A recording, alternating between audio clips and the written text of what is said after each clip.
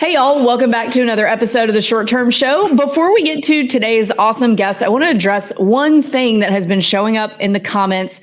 Yes, I have resting bitch face. We know this. I've known this since I was a kid. It is not that I am uninterested in what my guests are saying, just my resting face looks mean. And I am sorry about that. I did not choose my face. I will try to do better on the resting bitch face, but there is no need to continue commenting on it. We are very much aware. So with that being said, I'd like to welcome today's guest, Cody Ball. How's it going, Cody? I'm wonderful. How are you? I'm doing awesome. Thanks so much for coming on. Yeah, happy to be here. Ready to go. Yeah, awesome. So let's just start right at the beginning. Tell us a little bit about yourself, how you got into real estate investing, want to hear about your portfolio, all that, but start at the beginning. Yeah, I'll start from the very beginning. So I live in Kansas City. I'm on the Kansas side in the suburb. That's Olathe, Kansas. Married, got two kids, a 6-year-old, a 2-year-old. I've actually been with my wife since I was 15 years old. So we've been together for a long time. Oh my goodness. I know. That's like my one fun fact that I have to share with everybody, that I've been with my wife since I was 15. That's so cute. If I was married to my boyfriend when I was 15, I would be like in a dumpster.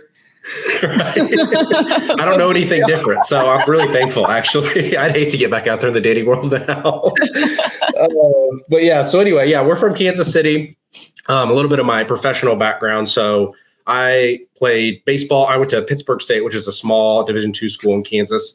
Played baseball there, got an exercise science degree. Anyone out there that has an exercise science degree, you know that you cannot do anything with it except for just go to more school. So that was pretty pointless. Yeah, kinesiology. Yeah, exactly. You could either go to PT school, chiropractic school, or you can be a personal trainer, which you don't need a degree for. So that was right. Decision on my part. So I thought I wanted to be a coach. Obviously, I was a baseball player. Every college athlete thinks they want to be a coach. Realized that coaches don't make much money. And so at least starting out. Right. So I thought, well, I know how to work hard. I know how to talk to people. I'm going to try sales. So I literally Googled entry-level sales jobs and applied to the first one, which was an Medicare insurance call center here in Kansas City. So that's where I started my professional career and did that for 2 years. Actually, I was with that company for 9 years, was a salesperson for 2 years, figured that out, moved my way up into a leadership role. But I would say, generally speaking, so a little bit more about my background. My dad was an entrepreneur. He actually owns a trash business here in Kansas. Cool. And I've always had that entrepreneurial itch. And so that's another reason why I got into sales in the first place, was because I was like, I really wanted to own my own business, but I didn't want all the risks associated with it. So I was like, all right. Don't we all? Exactly. So I did that. But after a while, it just I needed more. I needed more of a challenge. I started to get kind of antsy with those golden handcuffs that I had going on in my corporate job. So I decided to take the plunge into actually long-term rentals. And that was back in 2021. Okay. So 2021, I bought 2 long-term rentals here in Kansas City, and they were great. I mean, they did what they were supposed to do. I paid, I think, $120,000 for one of them, $110,000 for the other one. They cash flowed about $300 a month. They did exactly what they were supposed to do. But at some point in, it's 2024. So it would have been early last year. I just got an itch. I thought, my plan was to, I'm going to get 20 of these things and retire a rich man. And for some reason, it came into my brain that, I don't want to wait till I'm 65 to retire. I want to start making some more money now and maybe retire early. And happenstance, that's when I heard your podcast on Bigger Pockets, which I'm sure many people that have been on the show were inspired to get into it from that one podcast. Heard that, and I was like, man, this actually doesn't seem that hard. Supercharge your cash flow with short-term rentals and then buy more long-terms with it. Like, hey, that seems like I can do that. Heard your podcast. That was in early last year. Read your book in May. And then I started looking. We are beach people. I think I wanted that regional drive-to vacation market. And so I started looking in that kind of Destin, Panama City Beach, Gulf Shores area. And for whatever reason, you start in Panama City Beach, you work your way up the coast, and the prices seem to make the most sense in the Gulf Shores area at that time. So reached out to the short-term shop, got hooked up with Austin Lewis. Thank you, That by was, the way. yeah, I mean, I don't really know what other option there was for me at that point in time. I was locked into the short-term shop. I read the book, I heard the podcast. I was like, I'm doing this. So I got hooked up with Austin Lewis in Gulf Shores, and we closed on our first STR. It was a 4-4 beach cottage right across the street from the beach in July of last year. Love it. Thank you very much. We appreciate your business. Absolutely. Absolutely. So the experience was awesome. I mean, Austin was super helpful. I've even talked to Luke on the phone several times. He's been super helpful. I can't believe he just gives his cell phone number out to people. He does. He does. He does not care at all. It's hysterical. This episode of The Short Term Show is brought to you by The Short Term Shop. 30-year fixed mortgages, tax benefits, and long-distance management training made easy are just a few of the perks of owning a short-term rental. The Short-Term Shop can help you buy and learn how to manage your property from anywhere in the world. Just go to theshorttermshop.com and click Get Connected. Again, that's theshorttermshop.com, and we are brokered by eXp. See y'all over there. So we did that. We bought our home, and I went through the Management Monday with Luke and read every single thing that I possibly could on short-term rentals. We did decide we wanted to self-manage. My wife and I decided we want to do that together. And we went live on the booking platforms. It was August 4th of last year, and started getting bookings immediately. Followed all the advice, got great photos, followed Luke's listing description advice, all the little things that you're supposed to do that he talks about with Airbnb. We did all of it and just started flooding in. And that happened to be, so we had a good August, get into September. And this is a beach market. So September is kind of an iffy month in a beach market. For those of you who don't know, you can be booked up or you can be 20% occupied. It's just kind of ebbs and flows based off how good you are at running your short-term rental and also what the market's doing. So we were 70% occupied in September with about $9,000 in revenues, and we were outperforming everyone in our community. And we have a Facebook group with our community, and somebody was in there saying, hey, it was like middle of September. Like, I got no bookings. Who are you guys using out there? And I was like, well, I mean, we manage ourselves and we haven't really thought about it much, but hey, we talked to you about managing yours to see if we can have the same success that we have as a co-host. And we got on the phone with her and had our first co-host client. We actually didn't start with her till December. But that's how we got into the co-hosting business, which, see on my hat, Ball B&B is our co-hosting business. So, but all in all, I mean, our first year in short-term rentals has been amazing. We started a business out of it, but the coolest part is, the previous manager that had our property was a large property manager in the area, and they had done $69K the prior year. And by just implementing the things that we learned on the short-term shop or from the short-term shop, we did $105K in our first year. Wow. How many bedrooms is this property? It's a 4-4. Okay. So there's one main overarching theme or concept that I want to pull out here. And it is that you started post quote Airbnb bust. I'm saying that tongue in cheek. And you started in a, again, quote unquote, I don't even know if you're supposed to say unquote, whatever, quotation marks, air quotes, saturated market. And you've been successful because that's, according to the internet, you can't do that. So I want to hear more about, well, I'm getting way ahead of myself. I started a sentence with one question and then another question in my brain and then didn't finish any of it. So, but I think that something I want to pull out here too is that even in a market when there's a ton of rentals, and tell me if this is not true about your properties and your business, but it sounds like it is, that you're not really competing with every rental in the market. Like you just said that everybody in your community was like, what property management company are you using? Which sounds to me like they might be, maybe a little older, don't follow a lot of the real estate investing trends. Maybe they're not real estate investors. Maybe they just have this thing, they live in Birmingham and they have it to go to and hang out at occasionally. So you weren't competing with them because they weren't doing the things they needed to do to be competitive. Is that what I'm hearing you say? Yeah. I mean, it's funny. The more I learn about these large property managers, they don't know how to dominate on Airbnb and Vrbo. I mean, if you want my honest opinion, they're really, really trying to push their direct booking sites and all that stuff, which is Oh, good. I totally. understand. Yeah. I understand the reasoning behind it, but I mean, you can't you can't outmarket Airbnb and Vrbo. You can't. And Yeah. so Yeah. to me, I'm competing with the properties on page 1 and 2. It's like that's what I'm trying to do is get on page 1 and 2, whether it's with my listing or with pricing or whatever it is. It's like really that's your competition. Once you understand what those properties are doing and apply that to yours, that's your competition that you're really trying to outperform. I haven't heard anybody say that before, but that is a good metric. Like you're really only competing with page 1 and 2. Everybody Yes. else not doing it right. Yes.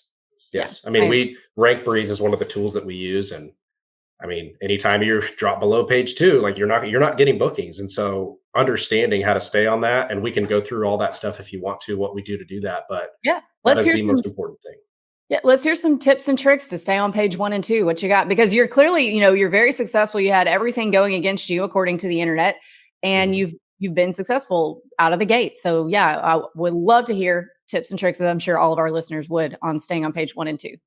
Absolutely. So it's so funny because none of it's groundbreaking, right? I would say the my favorite way to sum up managing a short-term rental is it's not easy, but it's not hard. It requires effort, but the effort is not complicated, if you understand what I mean. Yes. So to me, consistency is the key to it. Obviously, how your listing starts out is super important. You want to prioritize getting to 3 reviews as quickly as possible. So you become officially 5 stars on that 3 5-star reviews as quickly as possible. Don't book it for $1 a night. I'm exaggerating, but literally I would book it for $1 a night to get 3 5-star reviews. We don't, but you get what I'm saying. It's how important it is.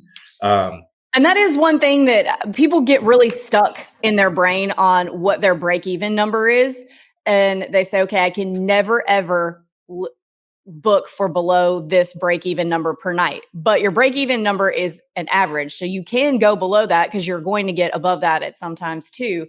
But I think people get really hung up on that one number and they won't go below it. And then they say, oh, well, I'm not booked. And I'm like, well, it's November at the beach and you're priced mhm. too high. So anyway, Yes. just go ahead, caveat there. Yeah. No, you're totally right. And especially in the beginning, it's like you need that momentum on the platforms in the beginning to optimize that new listing boost that they give you.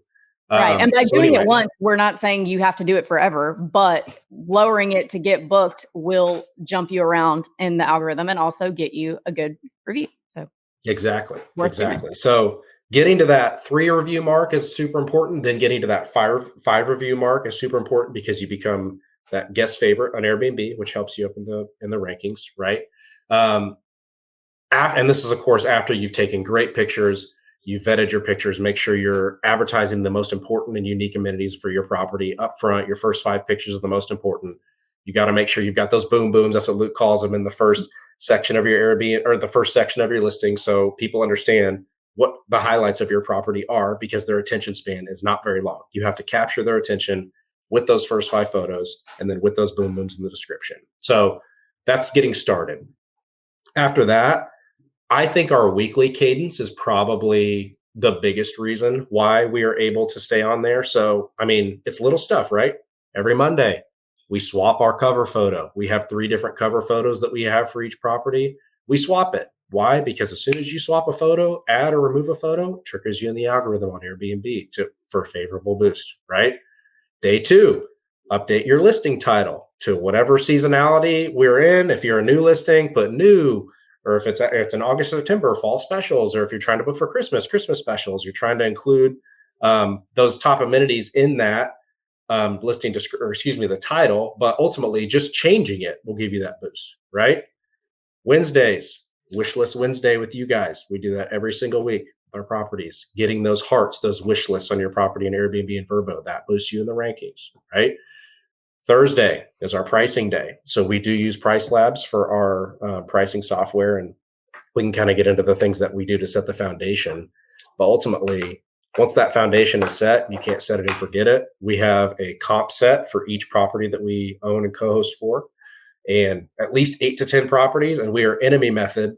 How's our pricing versus those properties? How's our occupancy versus those properties? Go to page 1 or 2, manually search. Are we on page 1 or 2? Yes or no. If we're not, what are the properties on page 1 or 2? What are those priced like? all very, very simple stuff, but needs to be done consistently to remain in the top page 1 and 2.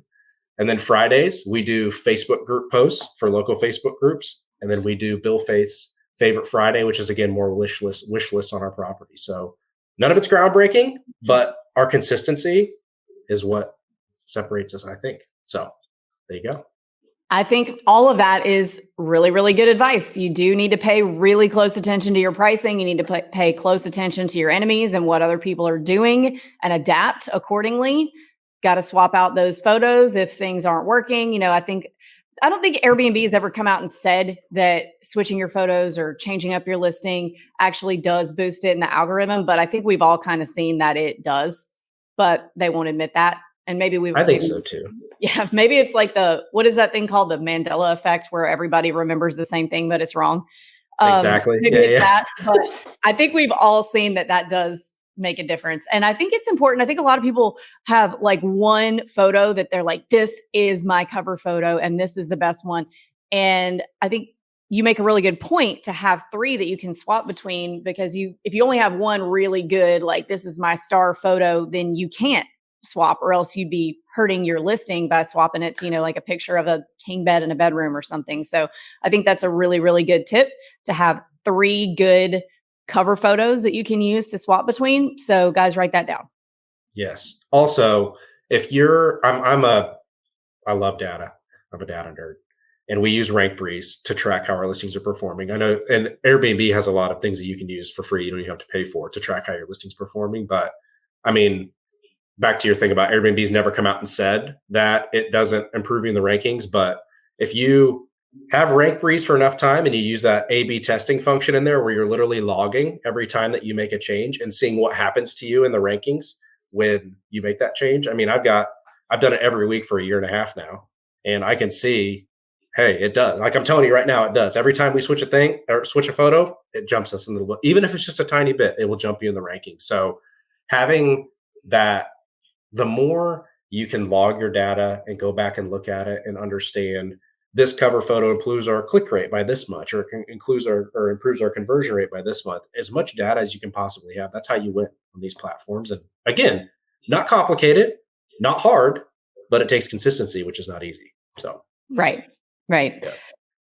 Let's switch gears for a minute and talk about how you got your management clients, because so many people are like, oh, I want to get started in short-term rentals, but I can't because I don't have enough money. Well, the best way to start without the capital to make a down payment is to manage for other people, because you're generating the cash flow that you'll need to save up for a down payment, but you're also getting the experience that you'll need in managing a property for when you buy your property. So I would love to hear how you were able to get these management clients, because you have 5 under management that you don't own it. If that's, do I remember? Yes, we have 5. We have 5 properties that we co-host for right now, and we're actually, I mean, we have 5 this day, but we're in the middle of onboarding 8 more right now, so we'll be at 13. Oh my goodness! All in Gulf Shores?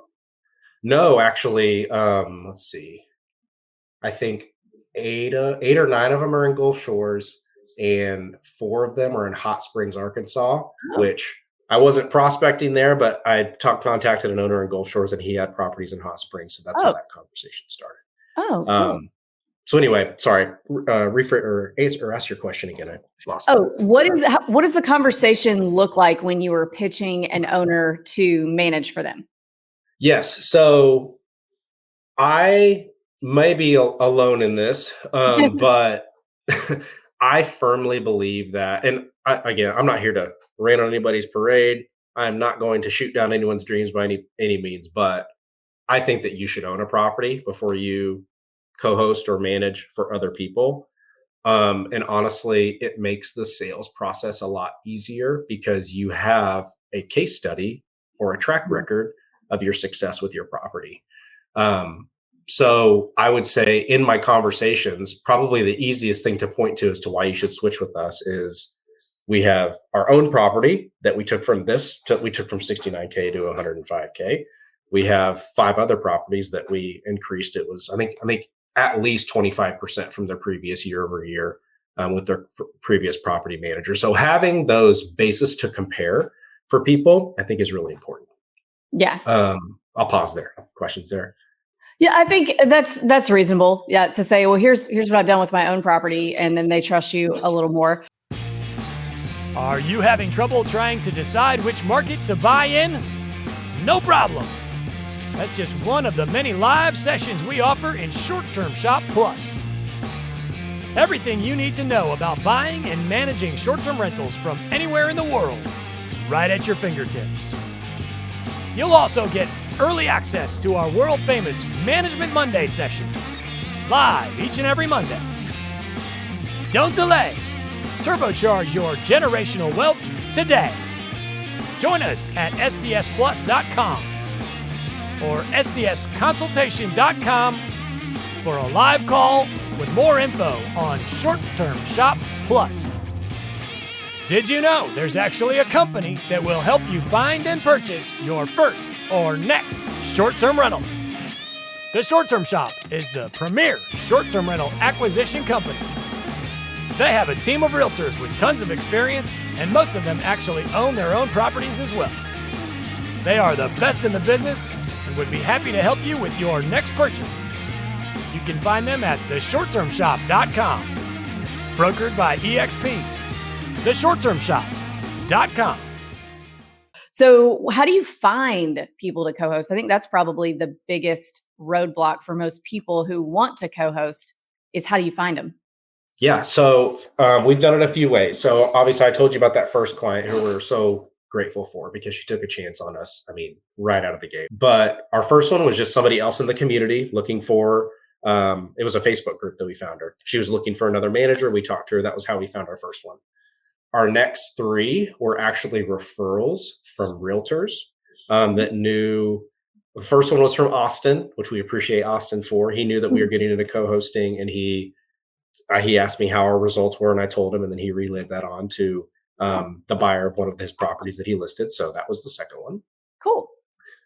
The third one was a referral from our cleaner, who's we've kept super busy, keeping our property occupied. So she's like, hey, these guys are doing something over here. So you might want to talk to them. So we got one from her.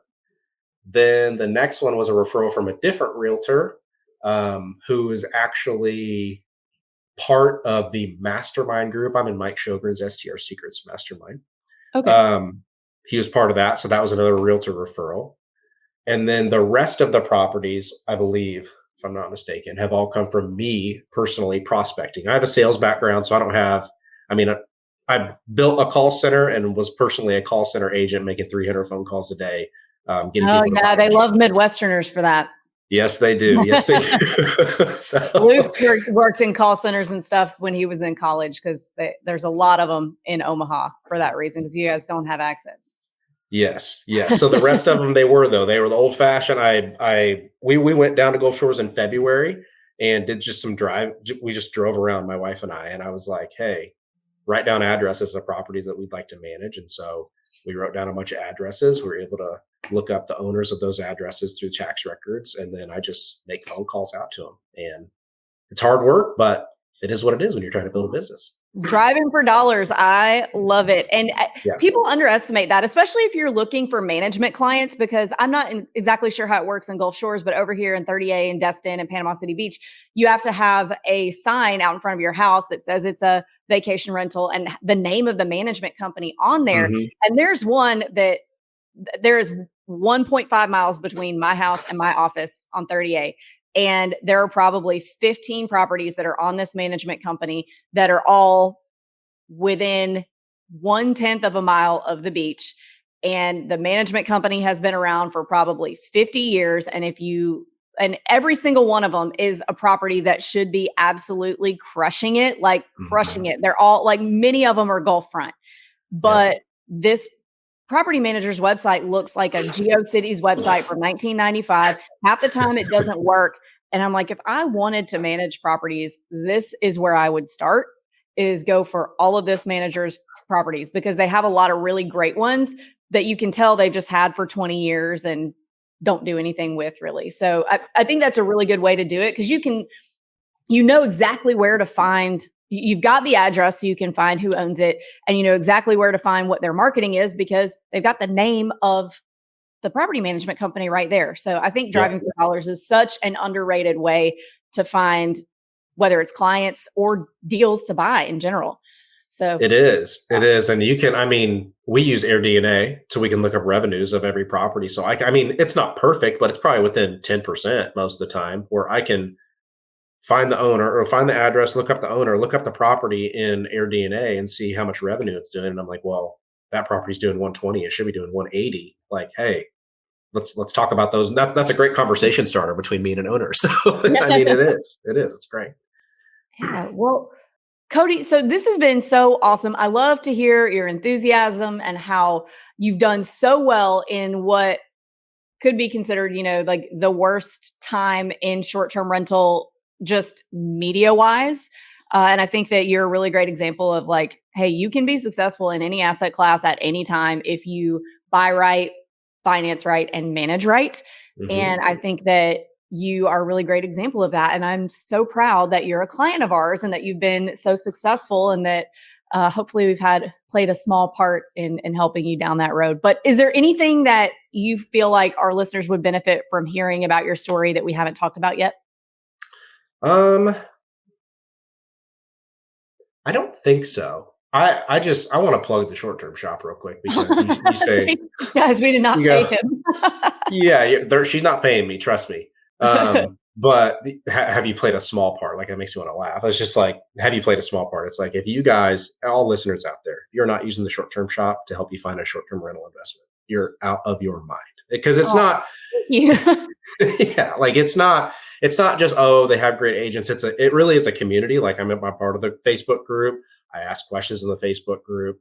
I've only bought a property in Gulf Shores, but I know agents in the short-term shop in Panama City Beach. I know them in the Smokies. I know them in Branson. And I've talked to all of them. I've talked to Luke on the phone several times. And the fact that, yes, you're paying them a commission to buy or sell a house, but also they give you a community and training and everything that you need. I mean, I wouldn't have been inspired to get started. And then I wouldn't have had the success so quickly that I had out of the gate if it wasn't for their guidance. So I really have to plug you guys. You do an awesome job.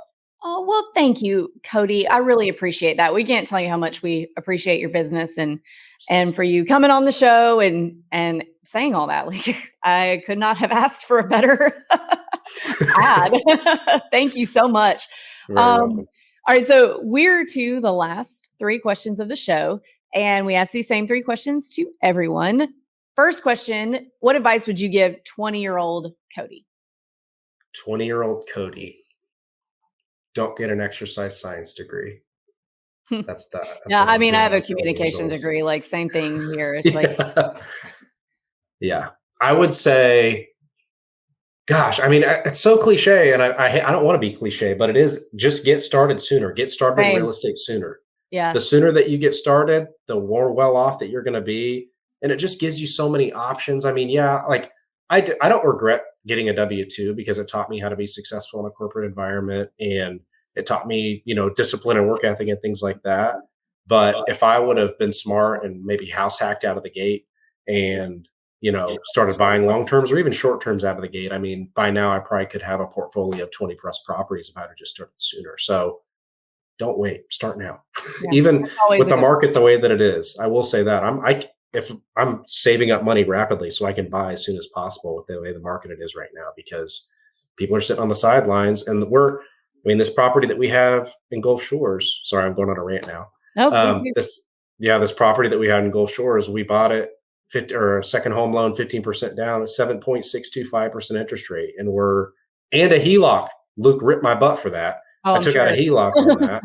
But you know what? I mean, we'll pay that off with our co-hosting income and things like that. So it's not an issue, but I'm paying $500 a month on the HELOC plus all the other expenses associated with it. We're still cash flowing $10,000. And it's like, that to me, that is insane when I'm used to making $300 a month off of my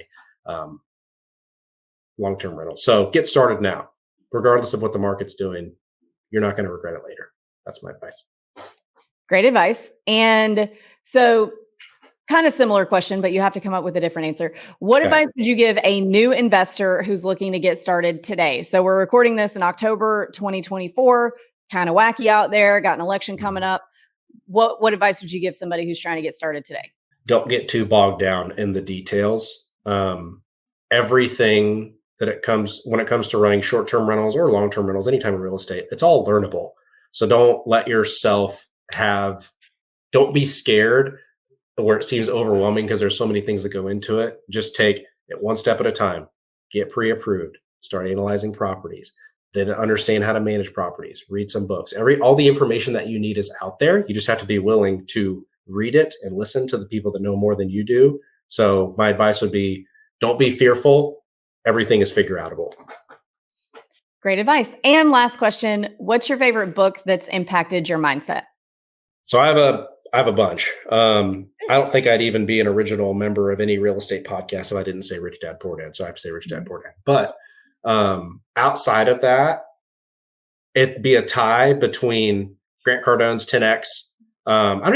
He has so many 10X titled books. It's the original one, whatever the original 10X book was.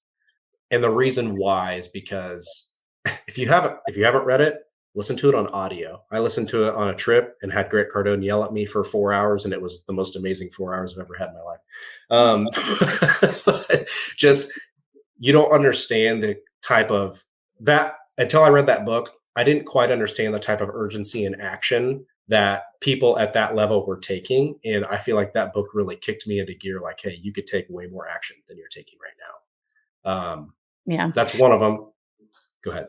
Oh, I was going to say, I know Grant Cardone's like kind of crazy lately, but those first few books really were great. And I mean, he's got so much other, I'm saying this right now. And in 2028, remember I said this, I think I'm just an observer on social media, and I do think he's a little crazy, but I do love him. But still, disclaimer, I do think he's crazy. I think he's going to try and run for president in 2028. I'm predicting that right now. With the amount of effort he's putting into branding himself and plugging himself into political things, I think I agree with you. Yeah. I think I agree with you. Mark it down. Yeah. Yeah. He's leaving some clues on social media. So anyway, that's what I think I'm going to have this to refer back to in 2028 when he does it. And that's all. That's all. Yes. I don't have an opinion on it. I'm just saying. It's my prediction. Yep. Green Light. I have to mention Green Lights, Matthew McConaughey's memoir. You ever read that one? I haven't read it. Luke read it and said it was really good, but I never got around to it.